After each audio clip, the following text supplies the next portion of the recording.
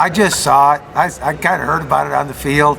It was kind of a tense moment at the time, so you kind of let it go. But that might make ESPN, because it was after you look back on it. But I tell you what, I don't know if that was before or after he blocked that kick and scored the touchdown on. But was it before or after? Before.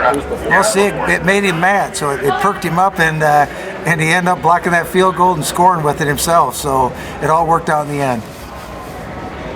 Well, Justin, after having a full week to work with the ones this week, he seemed a little more comfortable leading the offense. How do you feel about his performance?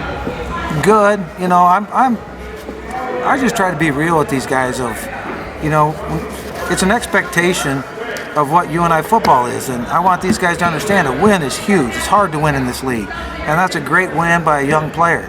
But I also want him to say that it takes more than that to improve week to week, because we need to step up and play better in weeks to come. He threw a couple balls where he just threw it for grabs and got away with it today. Can't do that in the big picture of things. So yeah, we got to go ahead and say, absolutely, Justin, you did a good job, managed the football game, we got the win, excellent. But here's the plays that we got to grow from, because these can't happen in tight games against great teams, because we're always playing top 10 teams. So we kind of have that balance of excitement of the win and excitement for the player, but we also have to take the teaching moments to say, this has to get better, this has to get corrected, and we have to improve every day.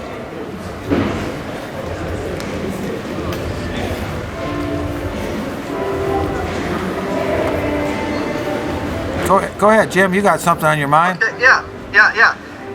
Well, apparently on that big block kick and touchdown, it was a miscommunication, because Omar said they thought he was supposed to block. There's a block middle, and then he looked at Corby, and Corby said, "Well, I'm crashing." So you kind of almost like that they had a miscommunication out there a little bit. Well, probably so, because we got most of that was middle block, and we get the push from the middle, and then we've got our overload block. So at that point in the game, players make plays. And that's the other part of this thing. I mean, we can call a great game, but it still take a player to make a play. And right there, that's two players that are been in our program for a long time. They know the standard of this place. They know the standard of what they're trying to achieve. So when they make those decisions and it works out on top of it, you really take pride that they're taking ownership. And then we also need to gauge that. But they took ownership in a huge play. They took ownership to put our team in good position before we went into halftime. And right now, that's the way our defense is playing, man. They don't want to give up a yard. And when they get scored on, they get upset. And even if it's 3 points. And that was a huge play at a huge time, and was the difference in the game, in my opinion. Couldn't have started the game any better. Was that something you guys saw? You could maybe get Isaiah one-on-one, or? No, we need to do that. We need to do that more. I mean, great play. I mean, they had no chance of catching him. After he caught that football, it was gone.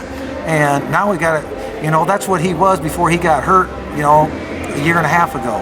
So now that he's finally getting back to full speed, full strength, we need to continue to build off that play and continue to have more. I mean, he is a deep threat as soon as he steps and puts his foot on the field.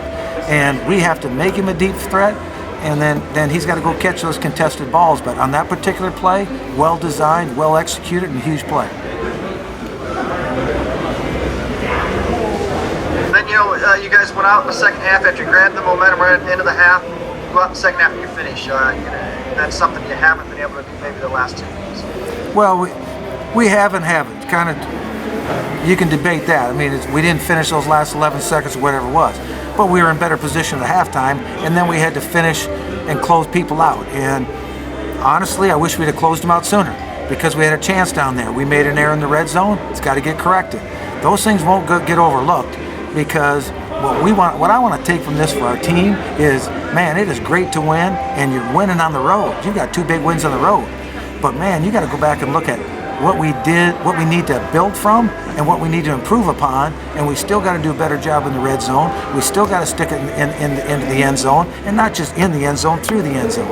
And so we're gonna raise the bar of everything, whether it's defense, offense, or special teams, and it'll start with this game. But it's exciting to win. Players did an awesome job, but at the same time, I want them to know that this is the first step. It's the bottom step, and now we got to take the next step. It means you better improve, because we're going to play again on Friday night, So we got to turn this thing around in a hurry and go play a very good team at South Dakota. Coach, just a little off the topic, but you got a lot of airtime today. What's Coach Allen helping you guys out with this spring? He's kind of like an analytic guy right now. I brought Coach Allen in because the big thing with this is we lost 2 weeks before the game, before our season started. We lose Ryan Mahaffey to the Packers. Well, that was a UNI guy on top of our offensive coordinator. So he had all the terminology. This was built with his terminology and his verbiage and everything. And then what really, when I called up Coach Allen was the next week, Nick Danielson had a baby. So when he had the baby, everything wasn't smooth. Everybody's okay now, but through the birth and everything, it took a couple extra days. So we lost our tight end coach and our running backs coach within 3 days for over a week's time. So I was looking for somebody just to help us. We weren't going to go out and hire somebody to replace Mahaffey at this late a date, but I did want somebody that knew UNI, that has strong ownership in UNI football, and somebody to kind of bring that in as much as just give us another set of eyes to help those positions, because I was out of position coaches. So it was kind of a way to balance that. So he came in to help us, and he'll be here this spring, but that's why he came in. And he's been watching football and everything he's been doing, watching his other son play. So to me, he was the easiest guy to call to shore up that gap when Nick Danielson and his wife missed that week of opportunity right after I lost Ryan Mahaffey.